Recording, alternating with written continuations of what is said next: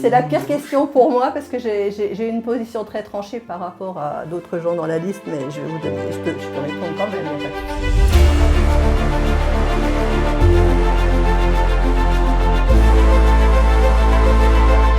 Donc, je m'appelle Isabelle Naïm-Christin et je représente la liste Le Printemps de Thonon, qui a été basée sur un collectif de citoyens impliqués ou de citoyens engagés dans des partis. À gauche, c'était un peu le désert, donc on s'est dit, eh bien, on repart. Mais on a voulu faire ça de façon très très élargie.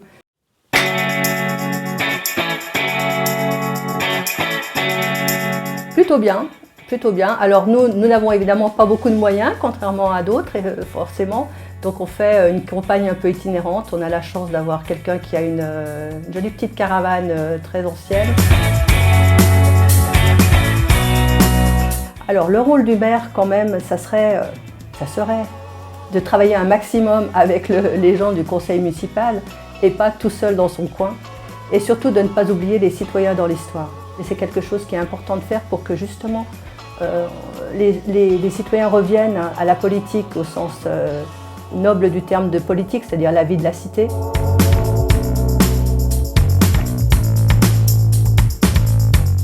Pour ce qui concerne les jeunes entreprises, on aimerait mettre des locaux partagés à leur disposition avec des loyers faibles pour qu'elles puissent prendre leur élan. Deuxièmement, pour ce qui concerne vraiment Thonon et plus précisément les commerces, on aimerait revitaliser la ville, c'est-à-dire en faire un lieu convivial pour que les gens viennent au centre-ville. Pas juste qu'ils fassent passer au centre-ville pour faire un achat et repartir, pour que ce soit un lieu réellement de vie. On espère avec ça que le commerce local pourrait un peu repartir parce que c'est vrai qu'il y a pas mal de boutiques fermées à Thonon. Mais aussi notre but c'est de faciliter la mobilité pour arriver en centre-ville. Donc il y a deux choses. On aimerait instaurer les bus urbains gratuits, que ce soit beaucoup plus développé et que ça touche aussi les villages ou les bourgs aux alentours, avec des cadencements beaucoup plus réguliers pour que les gens soient incités à prendre le bus et pas forcément à prendre leur voiture. Et de revoir tout ce qui est mobilité douce. Donc il faut faire un plan de circulation pour ce qui concerne Thonon, ce qui n'a apparemment pas été vraiment fait jusqu'à présent, pour créer de vraies pistes cyclables.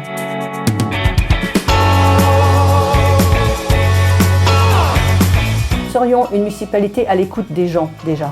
Donc je pense que le fait de pouvoir être entendu, être écouté et d'avoir des personnes qui vraiment portent attention à ce que vous dites et font le maximum. Alors bien sûr dans les contraintes qu'a une municipalité effectivement, mais aussi dans d'autres contraintes, c'est-à-dire on ne peut pas favoriser à outrance certaines entreprises au détriment des autres quand même. Donc, mais ça serait de l'écoute,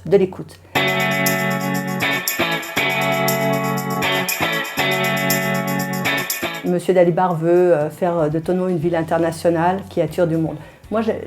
Notre projet, c'est plutôt de faire une ville agréable pour les Thononnais, où vraiment on arrive à vivre ensemble. C'est pas d'attirer encore plus de monde, c'est pas de faire de Thonon un Disneyland, je sais pas, au rabais, quel est l'intérêt? C'est de faire en sorte que les gens qui y vivent profitent effectivement eux-mêmes du cadre de vie. C'est la pire question pour moi. L'union semble la seule réponse à la force des gaullistes. On vous suit, mais il faut qu'il y ait une union de la gauche. Et c'est au cri d'unité que 10 000 Parisiens sont venus applaudir François Mitterrand, Robert Buron, Alain Savary et Georges Marchais. À allier mes concurrents. Alors, il y a deux questions dans votre question. Parce que la première chose, c'est on va définir la gauche. C'est déjà la première difficulté.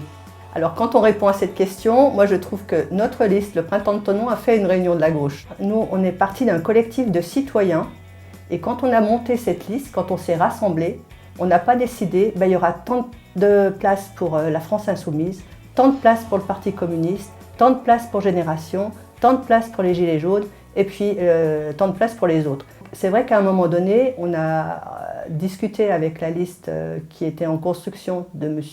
Beau.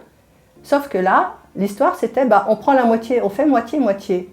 Sur quels critères moitié-moitié? Ça ne correspondait pas à notre démarche de départ.